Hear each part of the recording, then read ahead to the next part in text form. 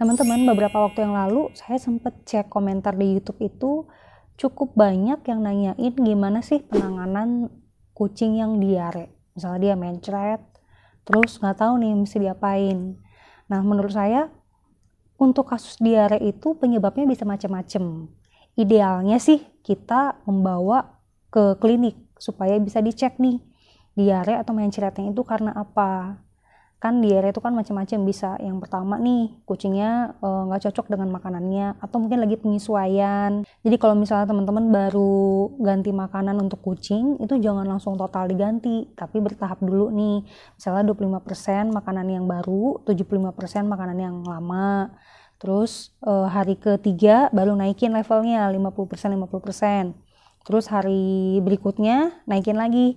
Makanan barunya 75%, makanan lamanya 25%. Baru di hari ketujuh ganti total 100%. Ketika kucing diganti makanan yang baru, itu pencernaannya juga ikut menyesuaikan.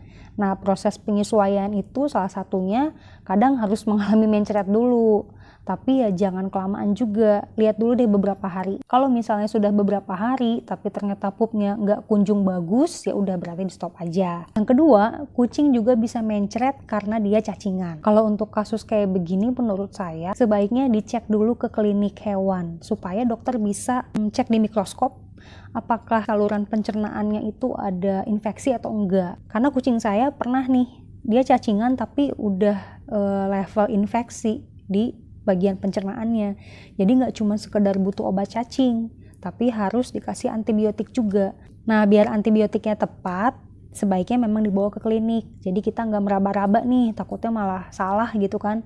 Dan akhirnya kucingnya malah makin parah keadaannya. Selain karena cacingan, mencret juga bisa disebabkan karena kucingnya itu pencernaannya ada infeksi bakteri. Ini biasa terjadi kalau kucing makanan atau minumnya kotor. Misalnya dia minum dari air comberan. Buat yang pelihara kucing outdoor nih, kadang-kadang kan nggak kekontrol di sini. Jadi kalau misalnya kucingnya haus, dia bukan minum dari tempat yang sudah kita sediakan, malah minum dari air comberan. Which is itu kan mengandung bakteri juga. Nah, masuklah tuh bakterinya ke dalam sistem pencernaan.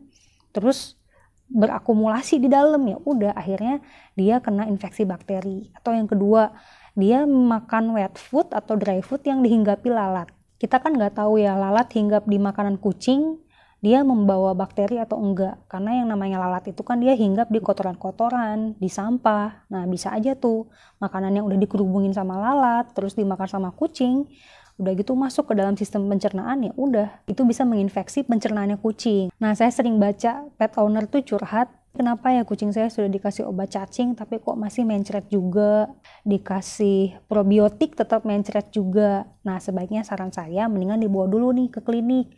Jadi dokternya bisa cek di dalam sistem pencernaannya itu ada infeksi bakteri atau enggak. Salah satu kucing saya yang dulunya outdoor, ada yang kayak gitu, namanya Baba. Baba ini dulu suka minum air comberan, padahal saya sediakan air minum di luar waktu dia masih jadi stray cat. Nah, kucing tuh lebih suka minum air yang mengalir.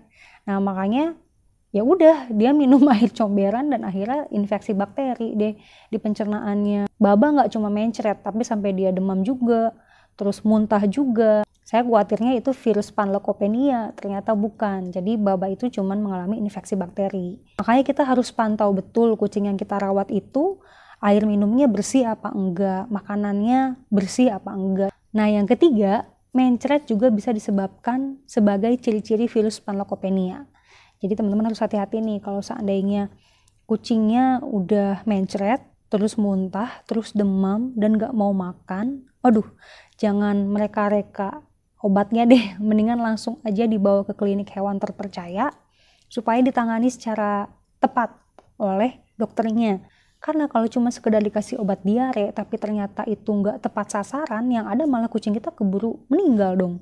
Karena kan kita nggak tahu itu diarenya karena apa. Jadi sebenarnya permasalahan diare ini nggak bisa asal-asalan. Untuk kasus diare atau mencret, saran saya jangan sembarang memberikan obat. Jadi lebih baik diperiksakan ke klinik supaya bisa diteliti mencretnya itu karena apa. So, kucing kita juga bisa cepat tertolong. Apalagi kalau selain diare, terus kucingnya juga demam dan gak mau makan, saran saya langsung aja bawa ke klinik. Oke teman-teman, mudah-mudahan penjelasannya bermanfaat buat teman-teman semua ya. Kalau misalnya berkenan, teman-teman juga bisa share info ini ke seluruh media sosial kalian supaya makin banyak yang teredukasi untuk merawat hewan peliharaannya.